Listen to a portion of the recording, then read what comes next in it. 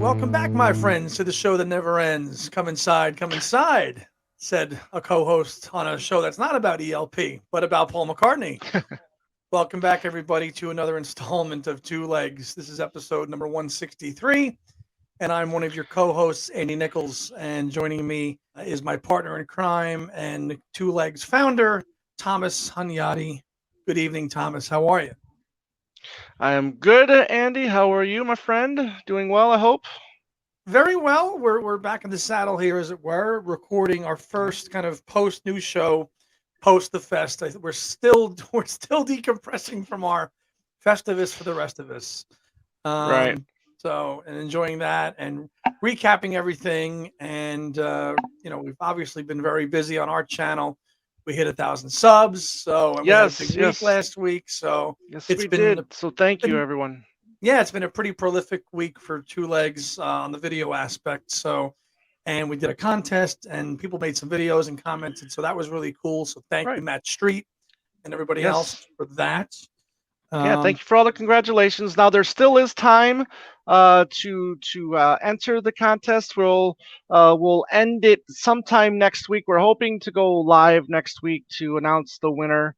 We have, we're still planning this, so it's still up in the air, and whether or not we're going to do a show or we're just going to come live and pick a winner, announce a winner or not. We'll see about that. We've got some ideas brewing, but don't forget, you have a chance to win the red vinyl of McCartney. That is from 2017, I believe. Yes, red and then vinyl? This is the hat. Yeah, the red vinyl. And this is the recently released Wings Wildlife Half Speed Master. So you have a chance to win both of those by entering. You can in the comment section here if you want to. All you have to do is tell us your favorite McCartney record per decade: 70s, 80s, 90s, 2000s, and 2010s. What is your favorite album per decade? And you will be entered to win those two records. And we opened it up for the world. I mean, wherever you live, worldwide, and worldwide. Yes. Yeah, we've gotten a lot of emails and comments on our channel. Even some videos made. So keep those coming. And Tom has the keeper of the goods. So stay tuned for that. For 163 today, Tom came up with a really good idea, and it's a simple one, but I think it's a little bit of a fun challenge. Between the U.S. and the U.K., Paul's had 11 number one songs between both countries. Out of those 11, 8 of them were U.S. number ones. Only 3 in the U.K. And those songs chronologically are, if you can score at home, Uncle Albert, My Love, Band on the Run, Listen to What the Man Said, Silly Love Songs, With a Little Luck, Mull of Kintyre, coming up, the live version, Ebony and Ivory, Pipes of Peace, and Say, Say, Say. So those of you McCartney scholars out there, you know which ones did well where. And Tom had an idea of if we had to rank these 11 songs, from 11 to 1 based on what our choices are, almost like a ranking the tracks. But these are the 11 number one songs that Paul has scored between the two biggest markets in the world, the U.S. and the U.K. Only 11, and there's a lot of songs that Tom's going to talk about towards the end of the show. Only 11. Only 11. Should be about 40, and Tom's got a list of about half a dozen songs that were kind of really right on the bubble. Top 10, 5, top 10. Yeah. And some of them that should have been number one in our humble, biased opinion. We'll put it out there, but. It was a good idea for a show to kind of just stretch, dust the cobwebs off and get us ready, get back on the horse here a little bit. So take it away, brother. Well, I'm gonna throw a monkey wrench in this here and just do a quick. It's been a while since we've done a little live, unboxing here. So I just got something. Oh recently. Man, we have another show for this. Well, I just want to do. I'm excited about this release, and I just wanted to. Is it a 45 or CD? Yeah, it's a 45. Yeah. Let's see it. So I just wanted to, just do this real quick, and really excited about this particular one, and it's got something to do with tonight's show because it is a 45 that songs? Went to. Yeah. So, and then it's an interesting one too, and this is. Where we go, and this is what we call East Germany Mull of Kintyre Girls' School 45. So again, East Germany, not just Germany, but East Germany. So there you go. There's the hold it up a little bit more, bud. Let me see. yeah. Amiga label. Yes. So, and then there's girls' school right there. So again, I'll show How's the this as condition of the part of sleeve? Oh, it's great. Look at that. I mean, it's fantastic. You don't see many wrinkles or tears or anything like that. Never seen that one. Yeah, nor have I until until recently. So I was really excited about seeing this. So I thought, well, you know what, and the price wasn't terrible. So Did you win that one? no, it was just a straight out, straight up buy. Yeah. Okay. Straight up buy. So yeah, so there you go. That's the East German pressing of Mull of Kintyre. Very nice. Interesting. Okay, so where were we? We were we counted off the 11 songs that Count down the 11 songs. Okay, so I'll start then with the number 11, and go for it. yeah, and I've got it. This was the only one that was number one in the States and in the UK, and that is Ebony and Ivory. There's got to be something on the bottom, unfortunately. Has to be. And yeah, and unfortunately, it over the years, this song just really hasn't done it for me, recently. So I put it at number 11. I mean, again, it's a nice sentiment. It's a nice little duet with Stevie Wonder. But other than that, it's just I don't think it's that great. Something has to go with the bottom, and I have another collaboration at my number 11, but it's not that one. It's the other one, and I think on the basis of what Michael did to Paul, that's got to go to number 11, because he ripped them off. So on that basis, Say is my number 11. I mean, we love them all, but Say is 11 for me. Right. And then so I'll go with number 10 and say that's my number 10 is Say. Now, I've said many times that this song, I mean, you couldn't go a day, or you couldn't go a half hour really without hearing this song, or seeing the video. Or seeing the video. Yeah, absolutely. Step right up, come and get the Mac and Jack's Wonder Potion. Mac and Jack. This was US number 1, and then it was close to being a UK number 1, but it went to number 2 in the UK. So okay, partner, you're number 10. Ebony and I, my number 10. We flip-flopped 11 and 10. Ebony and Ivory. I like the song a little bit more than Tom does. I think I never get tired of it. It's not, even though it's a mega hit, it's one that it's not. I don't have a burnout factor with that song. Schmaltzy, cheesy, call it what you want, but I can't get enough of it. The video, the 12-inch single, the white, all the artwork. I love it. I love it. So, but it's a duet. Because it's a duet, it has to go a little bit lower in terms of the rest of these powerhouses that are on this list.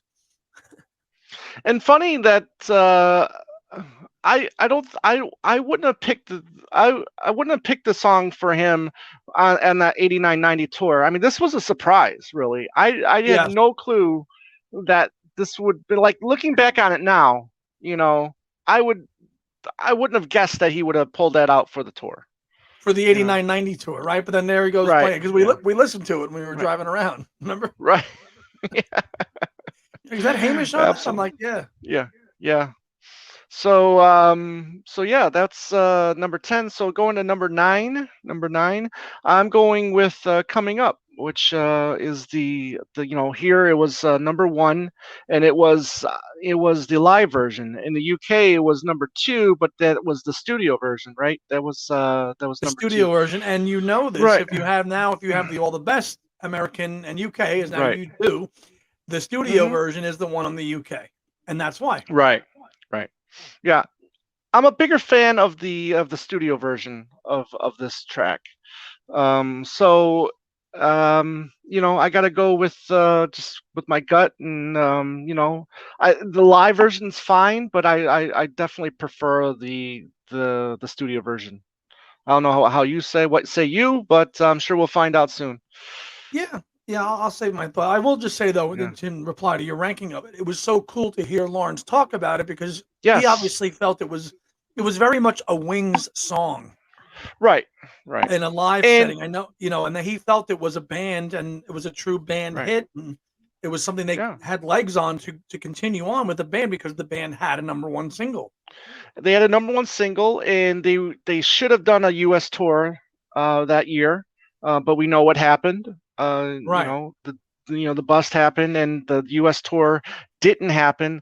And and like you said, it would have been kind of like the Silly Love Song thing during the '76 tour. I mean, you would have had a #1 hit going into what would probably would have been a successful U.S. tour. And what's interesting, and I wonder if this is a sticking point for the members of Wings, because if you look at that record and how it's credited as Paul McCartney live at Glasgow. It's not credited as Wings, even though if you ever look at that, it's just credited to Paul, even though it's a Wings live recording. And I always wondered if that kind of stuck in the craw of the Wings members at the time. Probably not, but I mean, technically, if you're looking at that, saying, well, it's a live number and it's not just Paul McCartney, it's the Wings at Glasgow and live. It's just that's always been a little bit of technicality with that song, how it's credited. Because I remember when I saw it, I'm like, I remember actually thinking, is that Paul McCartney by himself? No, there's a band playing. Like when I was a young kid, because you're looking at the label, thinking, well, live. Well, who's he live with? But now we know it was the band. Right. Interesting. There you go. Yeah. So you're number 9. Band on the Run. Solely because of the fatigue factor. Right. Which went to #1 here on all the charts. I've got this nice little cheat sheet right here, and went to #3 in the UK.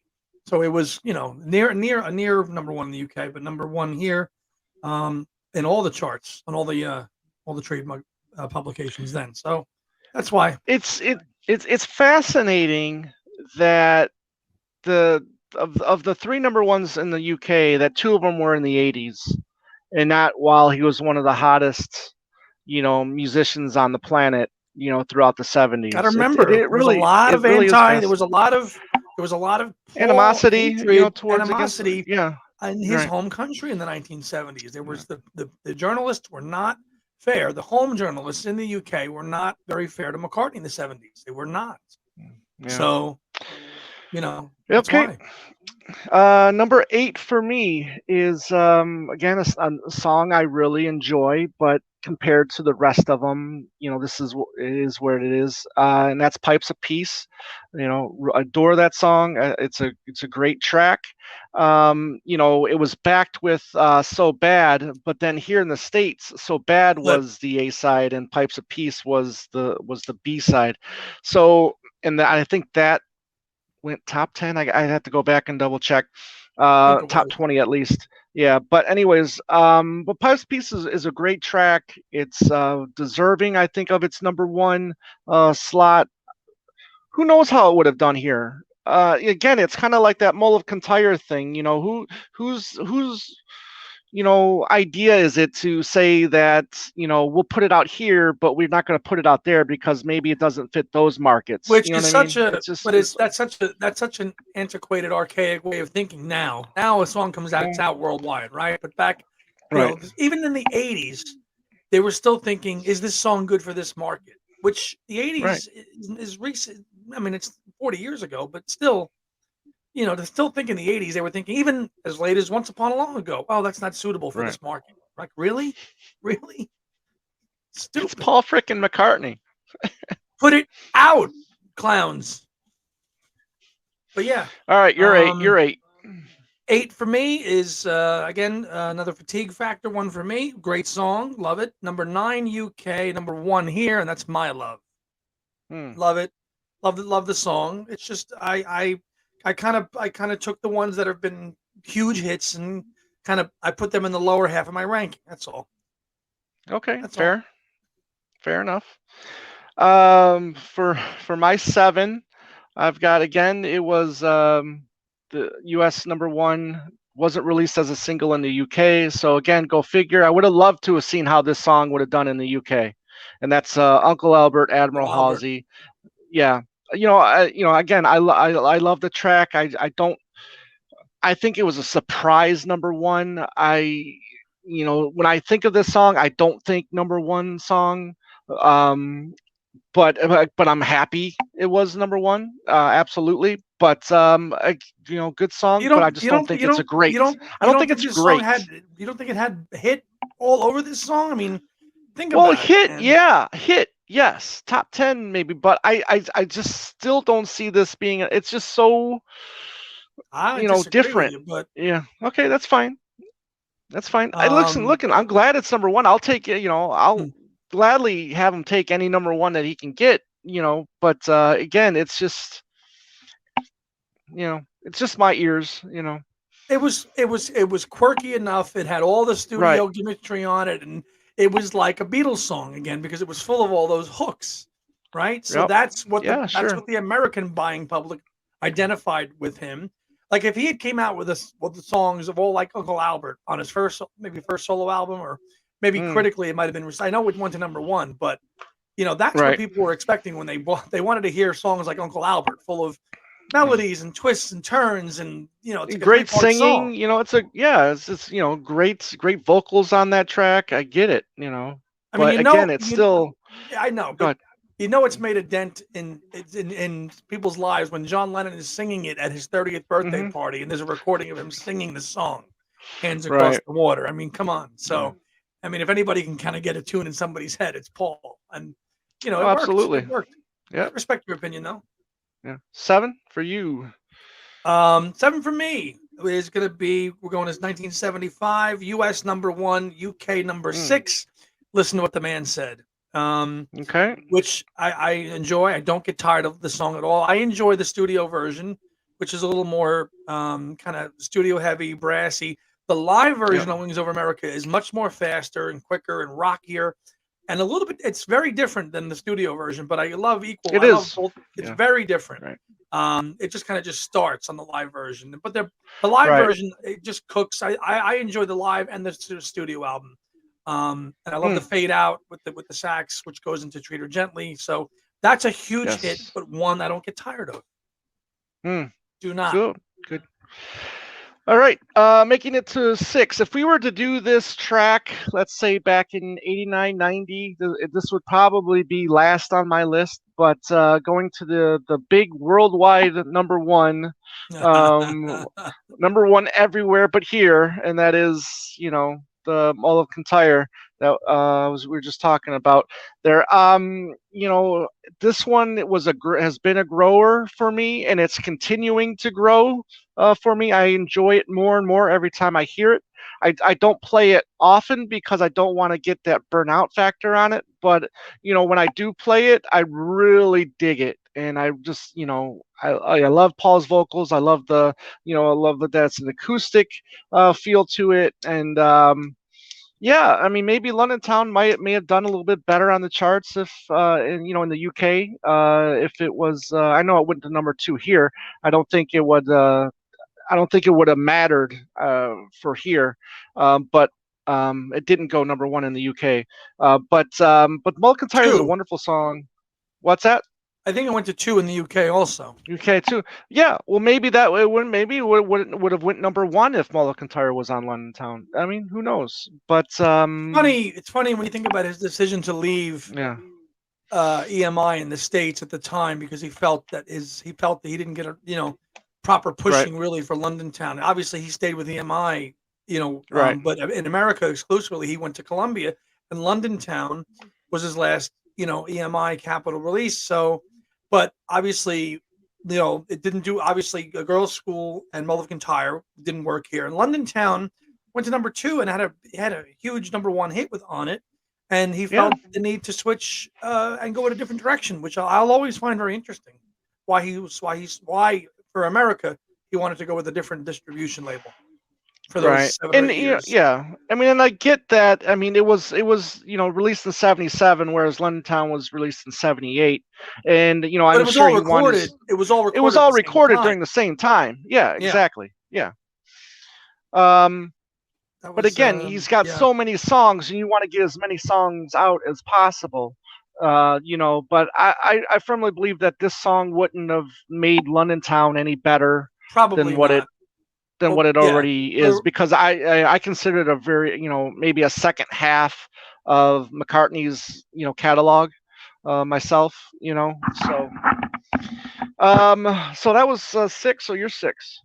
6 for me. We're gonna go with Coming Up, the live version. No really rhyme or reason for it. I mean, I enjoy it. I don't get tired of it.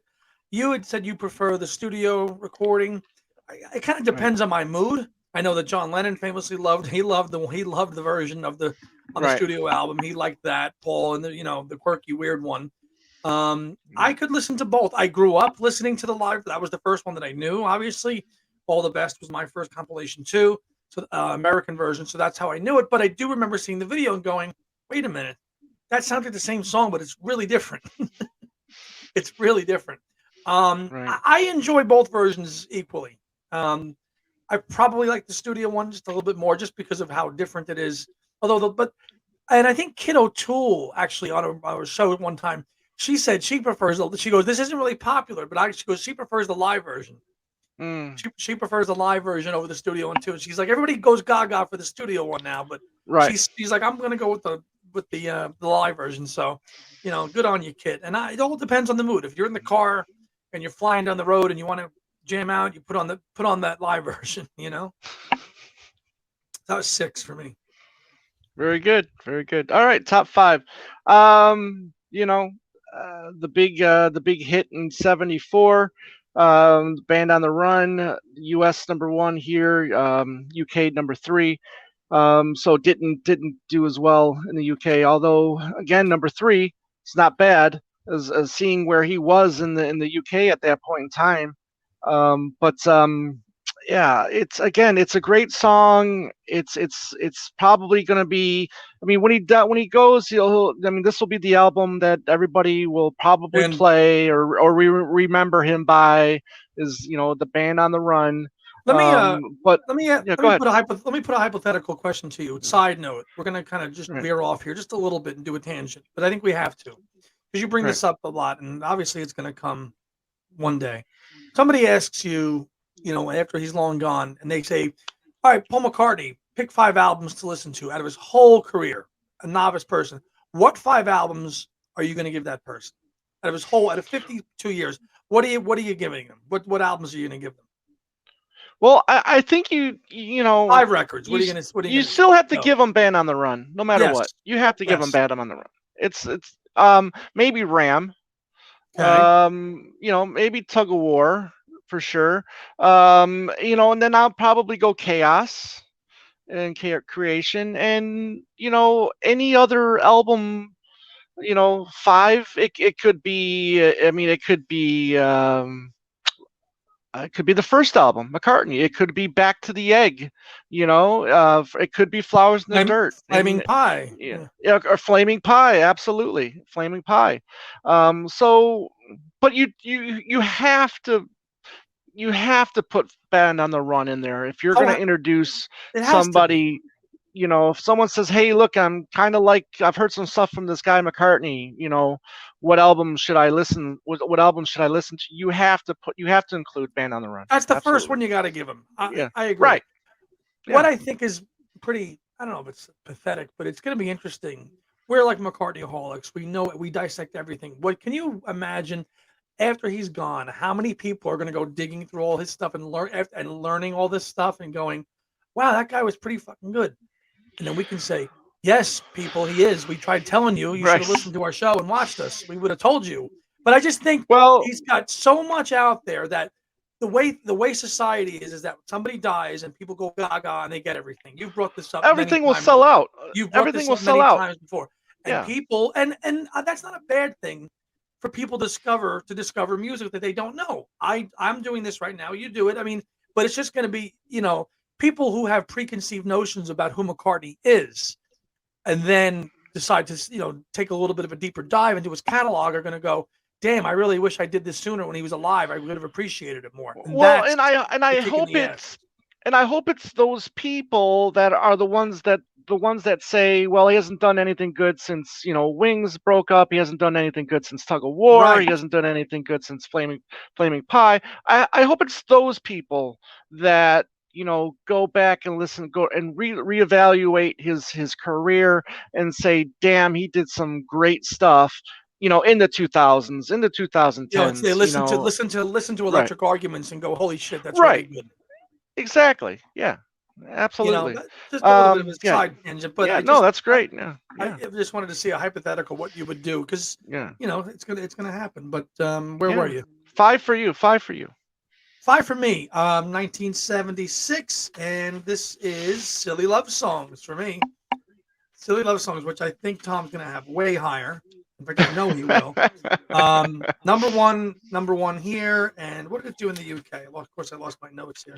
UK, 2, Hmm. two in the UK. But on this, I love the song, okay, but I really really love the Wings Over America version. In fact, I listened to that more than the studio one. Interesting. I listened to the live version of Silly Love Songs, Right. with the Rickenbacker and the band on fire cooking. That version smokes Hmm. the studio version out of the water. The studio version is great. It's polished. It's perfect. It's got the chugging at the beginning and right to the bass line, which is fantastic. But the live version, off the Right. charts, on fire, good for me. And I could have had it at 1 easily. I could have put it at number 1, which I know you probably did. Go on. Number 4. um, number 1 in the U.S., number 6 in the U.K., and I'm going with "Listen to What the Man Said." I like what you said about the live version because the live version, for me, is just as enjoyable as the studio version that got released and became a number 1 hit. I love when he goes because he's doing that. Whoa, he's going whoa, and Oh, when he's doing quick. yeah, and I like that. I really enjoy it It's because just a he's different. doing this. Yeah, Yeah, it's a different right. take. It's just, yeah, just a different And take on the I've always song. loved, I've loved the how the end of it. I'll break it up, boom, boom, Right, boom. But like right, that's different because it's a live version. It's not. It's different than the studio version. I love that. right. And it's just as catchy as the studio version. I mean, like you said, I mean, yeah. How should I say this? I mean, it's a good song. There's good songs, and then there's good songs that are made great when they're live. You know what I mean? Like we've talked about this like before. Like um, uh, you know, uh, Venus and Mars Rock Show is they're good songs, but they become great songs when on Live. from live on that 76 tour, you Yeah. know. And it's awesome. And then going into Jet, which is a good song, great song, but now it's a freaking fantastic It, song. it's But yeah. again, it's just the more of the energy, and and then plus there was a lot of energy put behind "Listen to What the Man Said," that live version. But I really love the studio version as well. All right. There's a Okay. lot of Good to have you. energy. Yeah, Good to have you down yeah. here in New Orleans. Yeah. New Yeah. Orleans. Yeah. Yeah, I like that. And like you said, I love how it blends into "Treat Her Gently." Uh, I love that too. So yeah, "Listen to What the Man Said" in my number 4. yeah. Which I mean, thankfully I got to see him do that live in 2017. So I can Right. also die in peace. He played that when I saw him in Newark, and it was Yeah. awesome.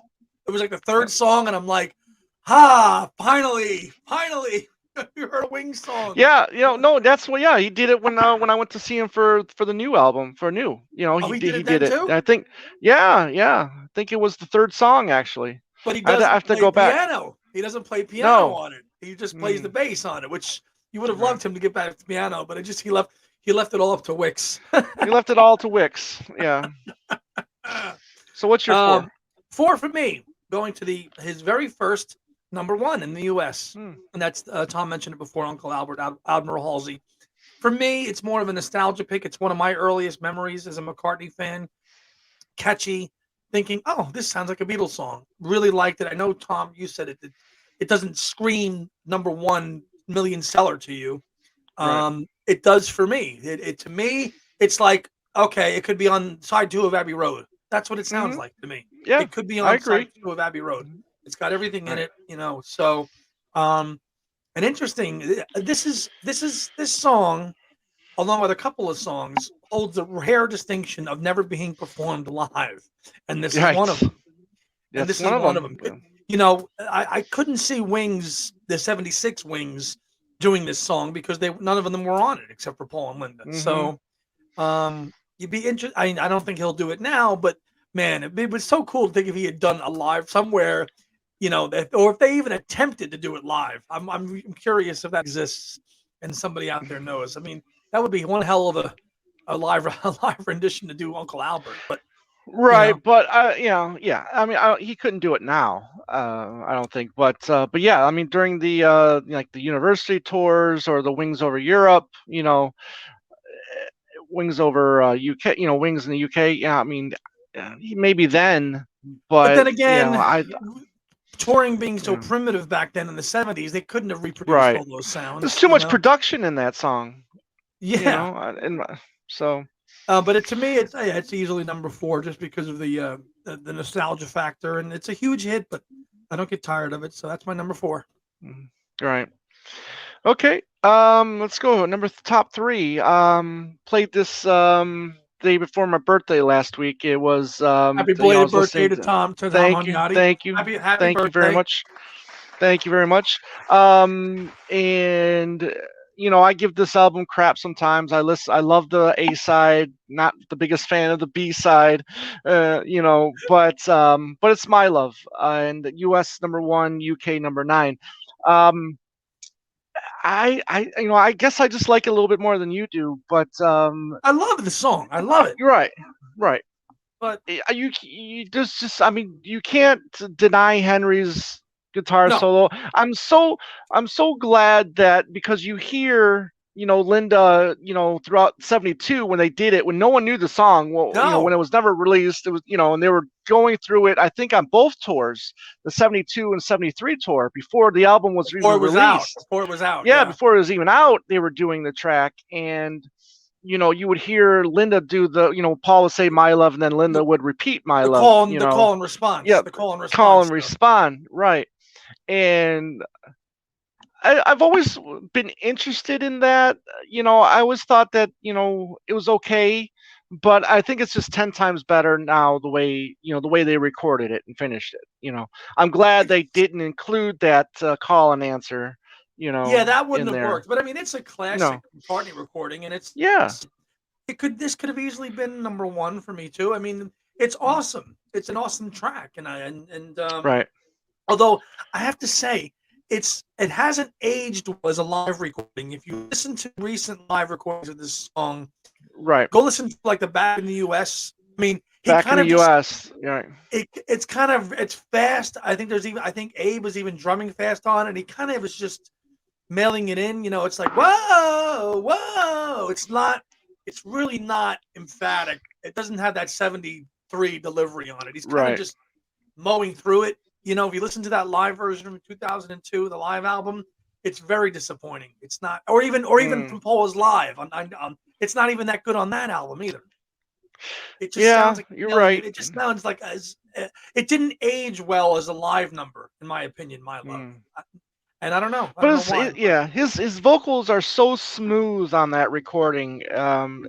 Again, I stop and I really just enjoy it. I mean, when that song is on, I stop what I'm doing and I just enjoy it. You know what I mean?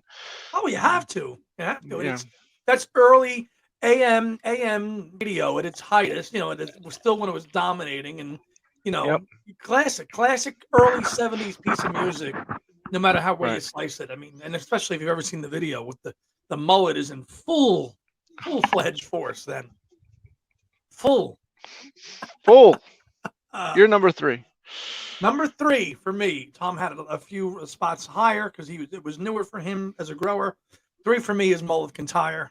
UK, the best-selling single in the UK for quite a while until 84 Live Aid. Well, until Do They Know It's Christmas? Do It's Christmas. Yeah, that's it. Yeah, that's it. Not Live Aid. Sorry. Right, and then, but previous to that was She Loves You. So Paul had outsold him his old group with Mull of Kintyre. Beautiful song. It's a love song to Scotland, his second adopted home. He bought his house in up there, and at the height of really Beatlemania, I think he bought it in 64 or 65. Up there in Scotland, and then he didn't really start going to it until he really got together with Linda. He had it, but never really went up there. So it's a song I don't get tired of at all. I visited. I mean, far have I traveled and much have I seen. It's almost like a Christmas song. It really is. Smiles in the sunshine and tears in the rain. I mean, you don't get better lyric writing than that, man. You really don't. Still take me back where my memories remain. Dead. I'm dead right there. It's like a tearjerker almost. It's that good. It really is. So number 3 for me, easily. Right on, brother. Number 2. With a little luck, U.S. number 1, and went to number 5 in the UK with a little luck. The track that I'm sure they tried it out and it didn't work out. I think Lawrence said they were going to try to do it. They rehearsed it for the Japanese tour, and just didn't sound good. There's video footage of that. Didn't work out. Yeah, there's video footage of it. Yeah, absolutely. However, that doesn't take away from its brilliance. It's, I think, a top-notch McCartney song. Silly, yes, but he's the king of silly as well. It's uplifting. Yeah, it's uplifting. It's positive. It's fresh, and I think it's everything good with his with music. It's it's everything I want to feel when I listen to music. In that 5 minutes and 45 seconds, the right? Full version, not the radio edit, people. Right. do do do do do do do. But I mean, that middle section is what makes it. I mean, the whole song is great, but that synth solo. And sorry, Dylan Seavey, if you're watching this, but you're talking to 2 fans who love that song and he doesn't, but we love him anyway. Right. And then when he comes back for the coda, and and then he's just shredding the vocals on it. I mean, it's I will criticize with a little luck in some form. The video is a little cheesy. The video is a little cheesy, like on that stage and all the kids dancing. Michael Lindsay Hogg directed that. He did, and we could ask him about that one day if he ever comes back on, if he ever comes on the show. Right. But it's I knew you'd have that up there. Yep. All right, partner. 2 for me. UK number 1, and that's Pipes of Peace. Yeah. Love Pipes of Peace. Great. Yeah. Great. Again, kind of Christmassy, has a Christmassy vibe to it, holiday time. Obviously, the video coincides with the Christmas Day, the peace day between the French and the German soldiers fighting, and obviously that kind of goes hand in hand with the concept. But the theme of Pipes of Peace, and it's, I think, he's got the children's choir on it. It's got the great, there's a tabla on it. There's a lot of good work in that song. Yes. And it's just a great message. It's just a great message. I light a candle to our love, and love's and everything disappears. It's just a great message. Agreed. And it's a great message, and it's a song I don't get tired of. I don't know. This book only goes up to 1980. I don't know what it did. Well, because it was the B-side. It wasn't an A-side in America. So bad was. So interesting. If it was an A-side here, how would it have done? I don't know. But clearly, it did very well in the UK, and was his last solo number 1, right? In the UK. Yeah. Right, because I'd have to go back, because I think Ebony and Ivory was no, I'm sorry, Say was released before Pipes of Peace. So if that's the case, then yes, Pipes of Peace would have been his last number 1 anywhere. Yeah. Single wise, which is very interesting when you think about that. But it's just a great theme and a great sentiment, and I love how the song starts and ends the same way. Right. I light a candle to our love, candle to our love. Right. And then it closes with the same thing.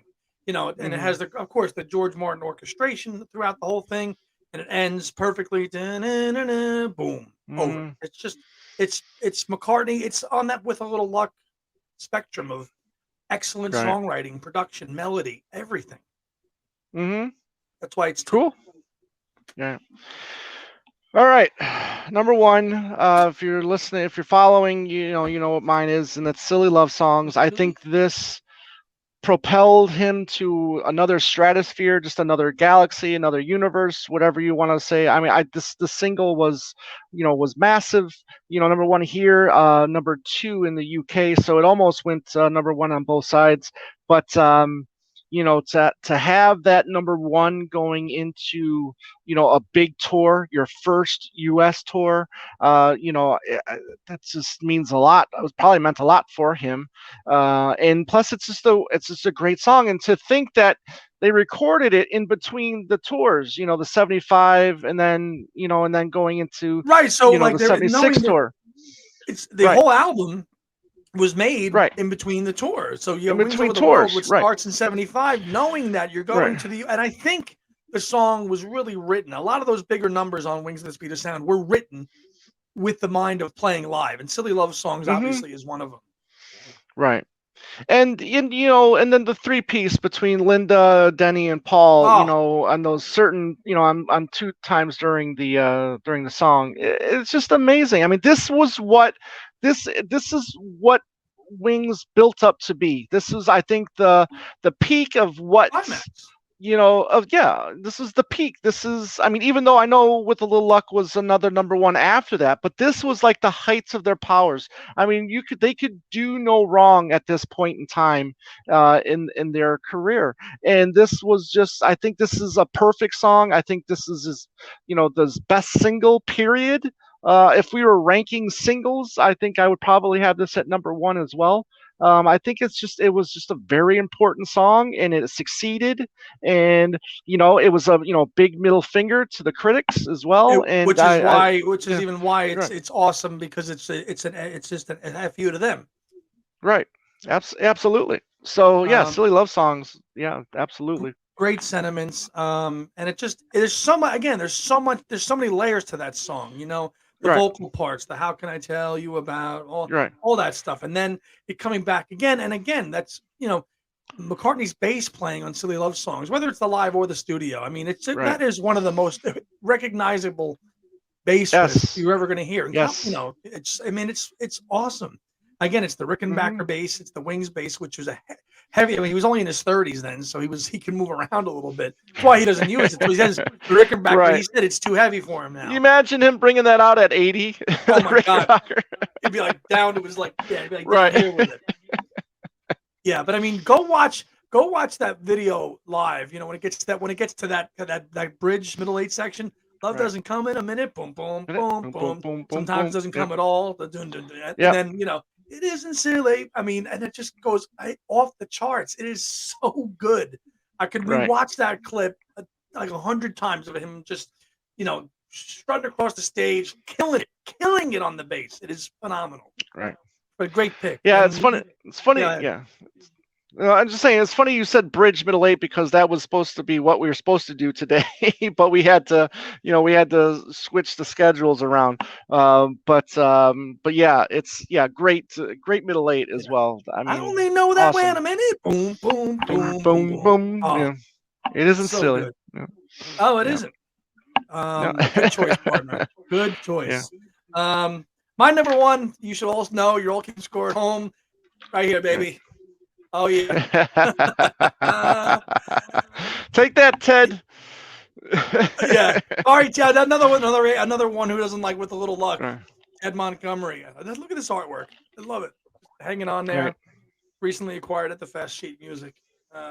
If you bought it back in the day, it only cost $1.50. Wow.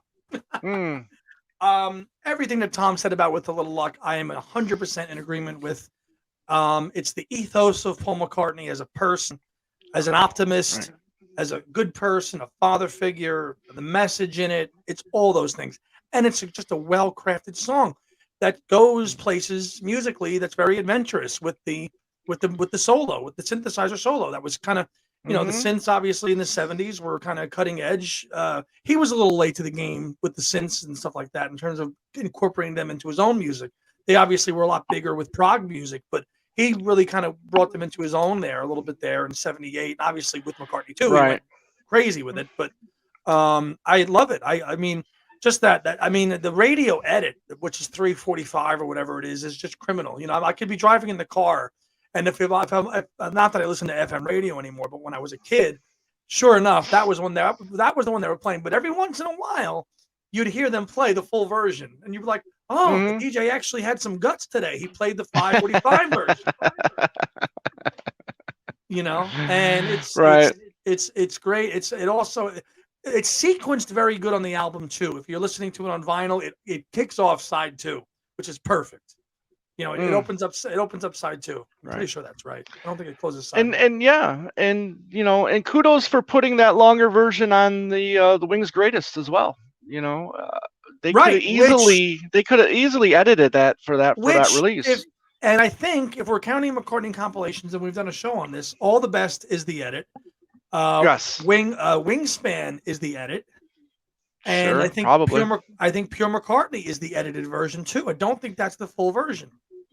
I'd have to listen to it again, but I don't think the 545 version is the one on Pure McCartney.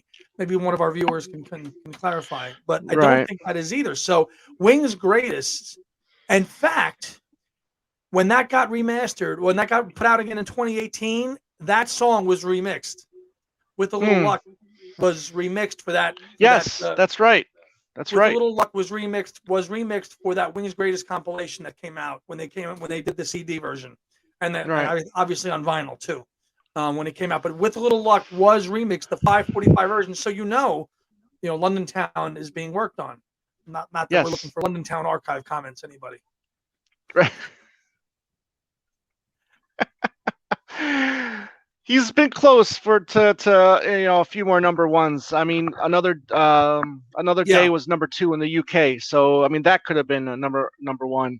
Let 'Em In could have been a number 1 in the UK, but only went to number 2. Went to number 3 here in the States. Jet was 7 on both sides of the Atlantic. Yeah, Jet was 7. Jet was 7 in both. Yeah, Junior's Farm was number 3. That was close. You had Hell on Wheels at 10. You had Live and Let Die here at number 2. So that could have been the 12th number 1 right there.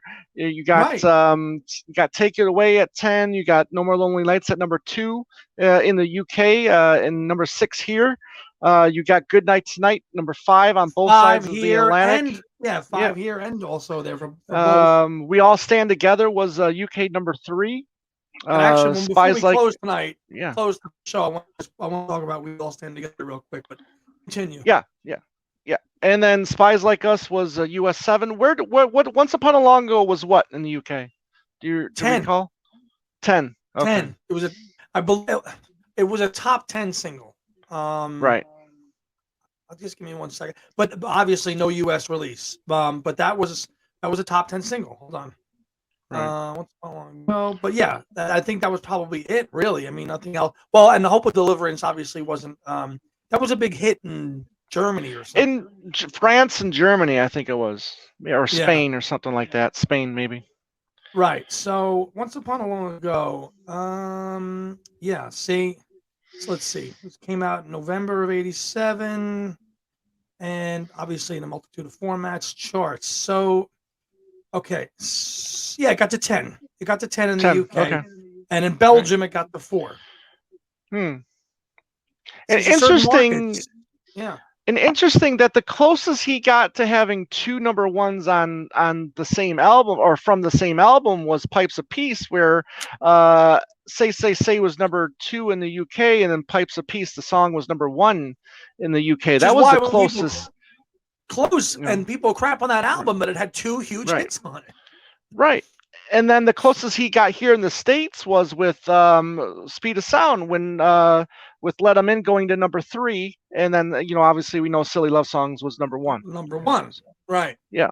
When you probably but when I was a kid, I thought Let 'Em In was the bigger hit. Like before I knew the charts and how things did. Right. For some reason, I always thought Let 'Em In was the bigger hit for whatever reason. And obviously, Silly Love Songs was like the smash hit. Right. Obviously. Right. But you wanted to say something about We All Stand Together? Just a quick shout out. I noticed this today. I saw this got published. Our good friend Owen Ling wrote a piece for the Far Out magazine, which is in the UK, and he wrote a piece called "Why We All Stand Together is one of Paul McCartney's strongest works," and it was published today. So if you follow Owen, it's a great article, and he makes a lot of great points, and I agree with him 100% on it. But a lot of people like to crap on Paul and writing these kids songs and nursery rhymes and lullabies, and which I am a staunch defender of all those songs. Mary Had a Little Lamb, hint, hint. So, but bravo, Owen, on bringing some attention to this song and defending it as it rightly should be. I mean, and it won. I mean, it won a BAFTA for the film. Right. It won a BAFTA, which, if you don't know, is the British version of the Academy Awards. So it's highly respected, and it should be as an animated feature and as a song. Yep. Yeah, I posted that on our Facebook page. So if you want to check out, go to Two Legs Facebook page, and you can check that article out and let us know what you think. So yeah. Andy, you started a new channel I wanted to talk to you about, and and it's kind of like almost kind of like an addition to you and your favorite, your other favorite acts that you're very passionate about, and tell us about that. Yeah, I this kind of was on the heels of what you and I did with our live show last year when we kind of did our 3 episodes of kind of talking about other music. It was a great idea you had to launch just to break out something different, and people loved it, and I really, really enjoyed doing that. I liked reading the comments and seeing what people had in common with us, your choices, my choices, difference, and I wanted to do something like that. I've been wanting to do something like that for a while, and I decided just the other day, I said, well, today I'm going to do it. I just launched the page, and it's called The Other Leg, Andy's Music Vault. And I'm going to drop episodes really whenever I kind of feel like it, but I'm going to try to stick to a schedule of at least do it once a month. Obviously, Two Legs is my focus and my passion, and that comes first. But I'm going to cover all my favorites and how I got into them and how I discovered them and kind of and tackle them all. And I'm going to try to drop an episode once a month, maybe twice, and kind of go over all this music that I've been collecting and kind of tell everybody about it. So the first episode's up, and I did it on Procol Harum. So I've got 31 subscribers, and some of them all came from our live stream. So thank you for those that subbed, and I'll be posting on that and keeping updates on that as well. So thank you. Cool. Yeah, and I look forward to see who you're going to be talking about next, because obviously when you look behind you, you see a lot of other music. Obviously, in the other room there to your right, you've got all your all the more meaningful stuff over there. Oh, you saw it. That's the A+. That's the A+. That's the A+. Yeah. No, but I enjoyed I enjoyed listening to you talk about Procol Harum. I thought, again, those were always, it was just one of those, B-tier bands for me, growing up and listening to classic rock radio. It was always, Whiter Shade of Pale and Conquistador. Yeah, exactly. Yeah. So, and then and you've got a book there. I've recently picked up a couple of their albums and giving them a chance and enjoying some of it. So, I'm going to continue discovering their music. That's awesome. If anybody learns anything from it and says, "Oh, I'm going to give that a shot," I've done that with you. You've done that with me, and that's the beauty of sharing the music, just to explore it. Yeah. What albums did you get, bro? What did you got? Broken Barricades. Well, right? the first one, and then what was the one with the faces on top of the album? Oh, Broken Barricades. Yeah, that's it. Yeah. Right, Robin Trower's last album. Yeah.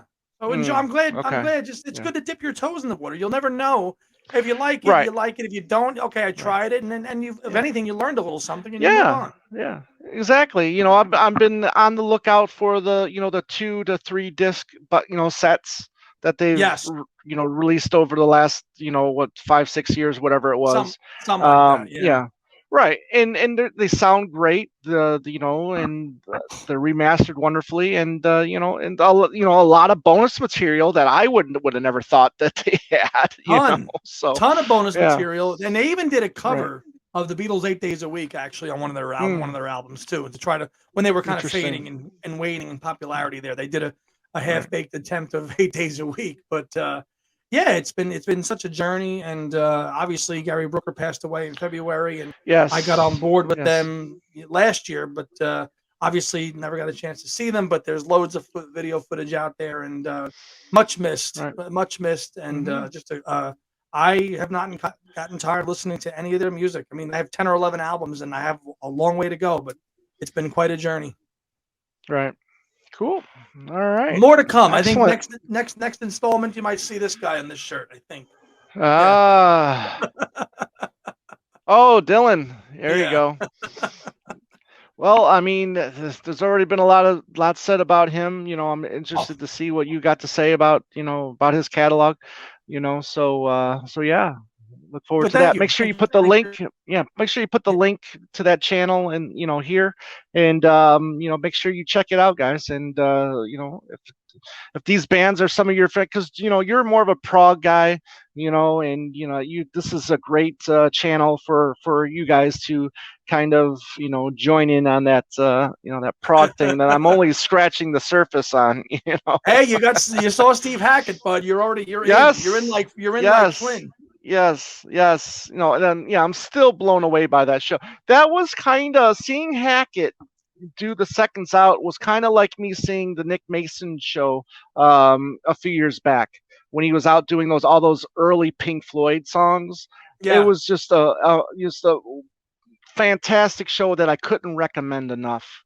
So it's just awesome to see somebody from the band keeping those songs alive, kind of like what Hackett was doing with a lot of those early Genesis albums, going out and doing the whole thing, selling them by the pound and Foxtrot, right? And yes. Nursery Crime, which I know is your favorite. But yes, we'll get you fully hooked in on Genesis. I'm working on him, folks. I'm gonna hook him in, hook, line, and sinker. He's getting there, but I'm working on it.